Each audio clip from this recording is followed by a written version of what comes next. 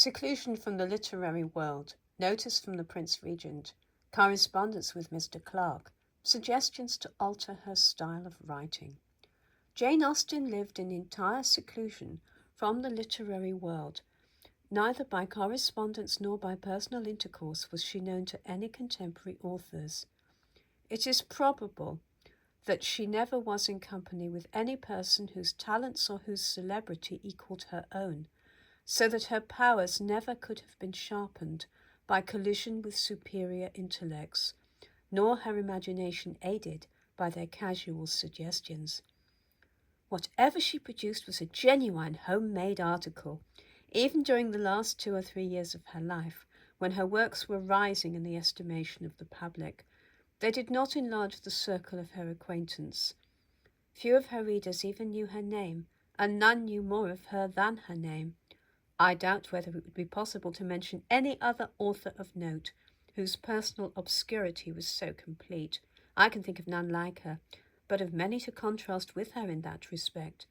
Fanny Burney, afterwards Madame D'Arblay, was at an early age petted by Dr. Johnson, and introduced to the wits and scholars of the day at the tables of Mrs. Thrale and Sir Joshua Reynolds. Anna Seward, in her self-constituted shrine at Lichfield, would have been miserable had she not trusted that the eyes of all lovers of poetry were devoutly fixed upon her.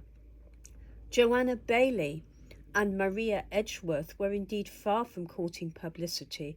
They loved the privacy of their own families, one with her brother and sister in their Hampstead villa, the other in her more distant retreat in Ireland. But fame pursued them, and they were the favourite correspondents of Sir Walter Scott.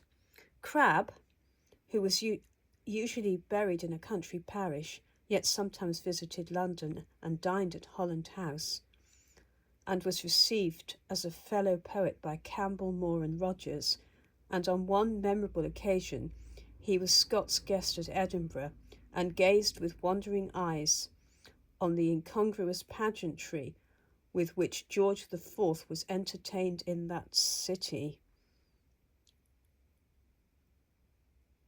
Even those great writers who hid themselves amongst lakes and mountains associated with each other, and though little seen by the world, were so much in the thoughts that a new term, Lakers, was coined to designate them.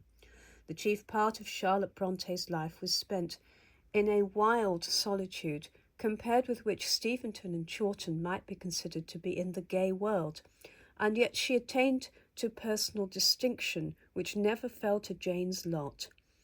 When she visited her kind publisher in London, literary men and women were invited purposely to meet her. Thackeray bestowed upon her the honour of his notice, and once in Willis's rooms she had to walk shy and trembling through an avenue of lords and ladies, drawn up for the purpose of gazing upon the author of Jane Eyre. Miss Mitford, too, lived quietly in our village, devoting her time and talents to the benefit of a father scarcely worthy of her, but she did not live there unknown. Her tragedies gave her a name in London. She numbered Milman and Talfourd amongst her correspondents, and her works were a passport to the society of many who would not otherwise have sought her. Hundreds admired Miss Mitford on account of her writings. For one who ever connected the idea of Miss Austen with the press. A few years ago, a gentleman visiting Winchester Cathedral desired to be shown Miss Austen's grave. The verger, as he pointed it out, asked, "Pray, sir, can you tell me whether there was anything particular about that lady? So many people want to know where she was buried." During her life, the ignorance of the verger was shared by most people. Few knew that there was anything particular about that lady. It was not till towards the close of her life, when the last of the works that she saw published was in the press, that she received the only mark of distinction ever bestowed upon her, and that was remarkable for the high quarter whence it emanated, rather than for any actual increase of fame that it conferred. It happened thus. In the autumn of 1815, she nursed her brother Henry through a dangerous fever and a slow convalescence at his house in Hans Place. He was attended by one of the Prince of Wales's physicians. All attempts to keep her name secret had at this time ceased, and though it had never appeared on a title page, all who cared to know might easily learn it, and the friendly physician was aware that his patient's nurse was the author of Pride and Prejudice. Accordingly, Dr. Bailey informed her one day that the prince was a great admirer of her novels, that he read them often and kept a set in every one of his residences, that he himself had therefore thought it right to inform His Royal Highness the Prince Regent that Miss Austen was staying in London, and that the prince had desired Mr. Clark, the librarian of Carlton House, to wait upon her.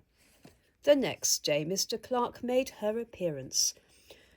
his appearance, and invited her to Carlton House, saying that he had the prince's instructions to show her the library and other apartments, and to pay her every possible attention. The invitation was of course accepted, and during the visit to Carlton House, Mr. Clark declared himself commissioned to say that if Miss Austen had any other novel forthcoming, she was at liberty to dedicate it to the prince. Accordingly, such a dedication was immediately prefixed to Emma, which was at that time in the press. Mr. Clark was the brother of Dr. Clark, the traveller and mineralogist, whose life has been written by Bishop Otter. Jane found in him not only a very courteous gentleman, but also a warm admirer of her talents, though it will be seen by his letters that he did not clearly apprehend the limits of her powers, or the proper field for their exercise. The following correspondence took place between them. Feeling some apprehension lest she should make a mistake in acting on the verbal permission which she had received from the prince, Jane addressed the following letter to Mr. Clark. November the 15th, 1815. Sir, I must take the liberty of asking you a question. Among the many flattering attentions which I received from you at Carlton House on Monday last, was the information of my being at liberty to dedicate any future work to His Royal Highness the Prince Regent, without the necessity of any solicitation on my part. Such, at least, I believed to be your words, but as I am very anxious to be quite certain of what